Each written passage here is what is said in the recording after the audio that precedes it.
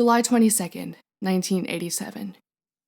Dear Will, you know when we were younger and you'd linger behind for a few minutes after Lucas and Dustin left my house? And when we'd have a short little conversation about something other than how we'd just hung out? Like you'd pull some of your art out of your backpack to give to me, or I'd give you one of my new comic books I'd just finished and needed someone to rave about it with, or we'd schedule a time for us to hang out, just you and me. I think those little moments were the highlight of my childhood. I was so enamored of you and your talent and your knowledge and your sweet personality. I looked forward to those moments even more than hanging out with the rest of the party.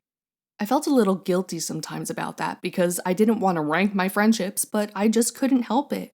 You've had me wrapped around your finger since the day we met. We hadn't had one of those moments in a long time. Mostly because of the fact that we spent the past few years fighting interdimensional monsters, but also because we drifted apart for a while. And then we lived together for months after the Vecnapocalypse, so you didn't really need to linger. Once you moved into your new house, thankfully on this side of town, so you aren't that far away anymore. I'd gotten so used to you just going home like the rest of the party. But that all changed tonight. You grabbed the handlebars of your bike, just like the others, but then you stood still, mere feet away from me while we watched Lucas, Dustin, Max, and Elle pedal off into the distance. I looked down and saw you already looking up at me with that shy smile of yours. I wanted to kiss it off your face. I grinned back, and you pushed your kickstand down before taking a few steps closer to me.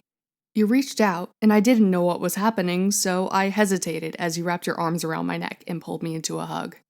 I hope you didn't feel me shaking as I hugged you back. But yeah, you told me you had fun tonight and thanked me for having you over. I don't get why you still thank me for being a decent human being doing the bare minimum for our friendship when you're the one who has given me a reason to keep going in this life. You snapped me out of my sentimental thoughts when you said, "God, you got tall. It hasn't really set in until now."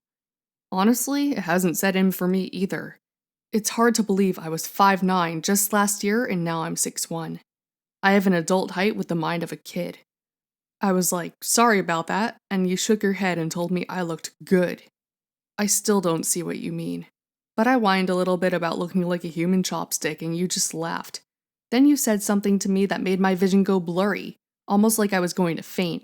You said, and I quote, "Well, you're a very cute chopstick." William, you can't just say shit like that, not unless you want me to pass out and pass away. And I think that was your intention, because you look so fucking smug after the fact.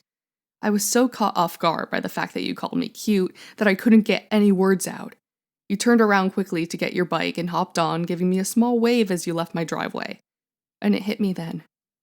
I love you. I am in love with you. Unabashedly, wholeheartedly, head over my fucking heels in love with you. And believe me, this has been a long time coming. And not just because you complimented me. I think I've loved you for a long time. I just didn't know what it was. Anyway, I'm gonna go shower and scream into my pillow. Have a good night. Love, Mike.